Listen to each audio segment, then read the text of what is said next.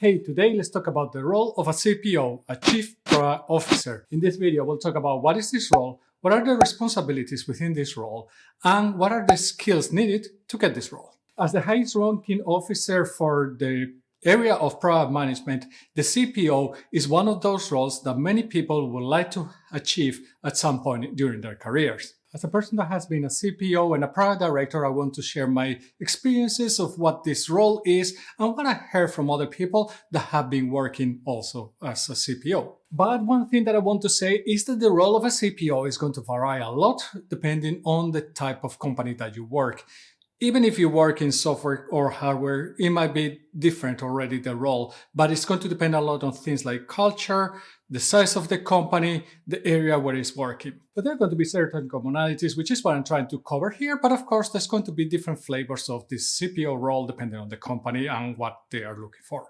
So let's talk first about the role of the CPO. The CPO is going to overlook the product vision and make sure, or the product portfolio vision, and make sure that it aligns with that of the business so that those visions and strategies are not going apart and then the goals are not met. The Chief Product Officer will also own the strategic leadership in the product development of the product portfolio that that company has. As well, the CPO is going to oversee the product lifecycle of that product portfolio. Obviously, the Chief Product Officer will also own the product portfolio. This doesn't mean that it's the only one that is working with it, but it's going to have an overlook of what are all the products that the company has. And in some cases, the CPO might own also or be responsible for the win-loss and the margin of the products that the company has. This will depend on the companies. In some cases, this is going to be a share area with sales. In some other places, it's going to be sales, the one that owns more this. It will depend from case to case. But what you want to understand here in very basic terms is that what is my revenue? What are my costs? How am I building profitable products at prices that are profitable for the company? The responsibilities of a Chief Product Officer are going to be, the first one is to own the vision, the strategy, and to a certain degree, the roadmap of the product portfolio. Basically making sure that these themes are aligned. They don't need to work on them on their own. They don't need to define them alone. They have to work with others or drive others to actually provide them. One of the things that many Chief Product Officers are going to have to do is actually operational work. How am I setting cross-functional teams that can actually own the product from end to end? So think about, how do I have product managers that work with product designers, that work with engineers, software engineers, that work with quality assurance, DevOps, product marketing, so on. Everybody that is actually responsible for those deliverables that I'm going to do as part of my product,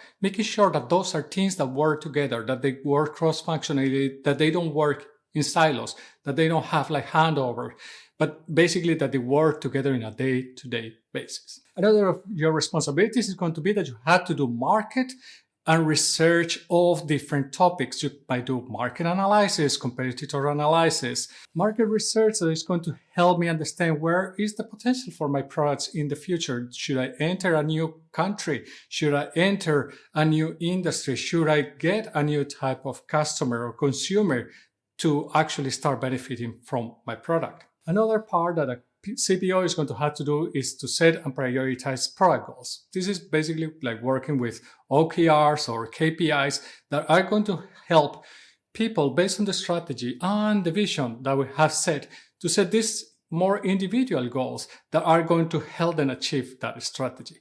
That's what you want to achieve and what you want to facilitate that the teams have so they can concentrate on the things that matter for the business. Of course, the CPOs generally are going to be responsible for the financial success of the products. And this can mean many things.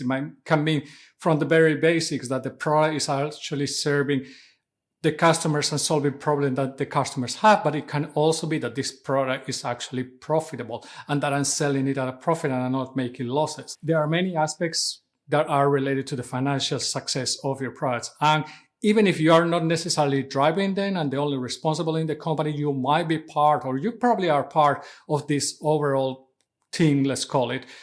Could be a management team that is taking responsibility and looking after this. And then again, from the operational point of view, you are also responsible for giving the team goals and frameworks to help them do their job. This is one of their responsibilities because you are there also as a facilitator. You are there to help your team making their work happen. So what are the skills that you need to be a chief product officer? The first one that I think that is very important is that you are a strategic thinker, that you have the ability to align your product strategies with the long-term vision of the company. The next skill that you need as a CPO is leadership. You have to be able to guide, motivate, and inspire your teams to actually be able to achieve their goals and be successful on the way or on the work that they had to do. Communication and collaboration, again, a very important skill. You are going to have to work with a ton of people in sales, in marketing, in customer support, customer success, whatever you call it.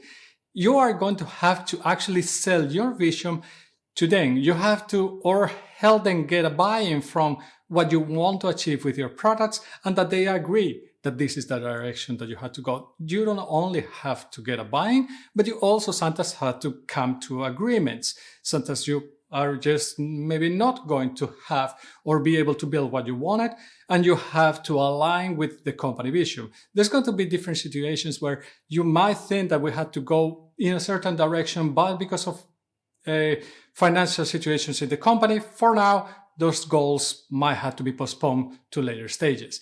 So there's going to be a lot of communication and collaboration that's going to be needed for you to be successful in your role. Another skill that is very important for a CPO is that you had to be analytical, that you had to have an analytical thinking, because if you're not analytical, then you might be end up doing decisions based on gut feeling, and usually those are not that great. If you are able to understand the data, understand behaviors, be able to understand potential problems in the product, that people are not using the product for whatever reason, or sales are not happening for whatever reason, this is going to help you prioritize. Then it's going to help you plan your work, create roadmaps that are actually going to help your customers and your business. And finally, another skill that I think is very key for a chief product officer is that you have to be an innovator. It doesn't mean that you have to be the only innovator, but you have to also allow your teams to innovate in the work that they are doing. You have to let them room also to experiment, to sometimes fail, and be able to look into the new directions that the products could be going in the future to solve problems that maybe you are not solving at this point, or maybe you are not solving them in the best way possible for your users. So what are the biggest challenges for the role of a chief product officer, for the role of a CPO? I think that the first one that probably is going to be the most challenging one is stakeholder management, communication, collaboration. There are going to be many different interests and many different directions that people think that the product strategy or what the product should be doing in the future, or how should be selling the products, or how we should be supporting the products, or whatnot. This is going to be difficult to manage. It's probably never gonna be easy. I've never seen it in any place that is easy, but it's going to be a work that you have to do, and probably one of the biggest challenges that you're going to have in this role. The next one is product culture. Many people, many companies really, although they sell products, they don't have like a product management culture. They don't understand the work of cross-functional teams, of delivering quickly, of getting constant or recent, or let's say regular updates to your customers, that the product is updating on a regular basis and not way too late. That teams are working in an agile way, even if you think that this is should not be a topic anymore, it's still a topic. Many companies are not really that agile, and they are more like a waterfall-ish, or I don't know what's the mix between agile and waterfall. Safe? So bringing a product culture, bringing these processes, bringing these frameworks, helping people own the product, this is going to be one of the biggest challenges that you're probably going to have in most of the companies. And finally, as a CPO, one of the challenges that I see that is going to happen, especially if you have been growing in your career gradually and you don't come from another role that is not a product role, one of the challenges for you is that you stay on top of things and you don't get caught in the details. It's very easy as a CPO to get caught in the details because this is something that you had done in the past and you know it pretty well, and it's a comfortable place to be. If you are coming again from this kind of a career path, you have to really start looking into a high-level vision. You have to start to take the I don't know, 10,000 meter point of view, or 10, whatever it is that's saying. But basically you had to be really high and look down to understand where is the positioning of all the different products and how do I want to manage this on the long term. This is part of the work that you're going to have to do, a really important part of your work. And getting into the details, yes, it's going to be needed sometimes, but not something that you had to do, definitely not on a daily basis. So as a conclusion, what do I think? As a CPO role is probably one of the most interesting roles from my point of view of within the realm of product management. Of course, there's many roles and there are advantages to all of them. Some of them, they are more hands-on. The role of the CPO clearly is not one of those very hands-on roles, mostly, at least not in most of the companies. In a small startup or in a small business, it might be. The second one is that the skills that you are going to need and the responsibilities might vary from company to company.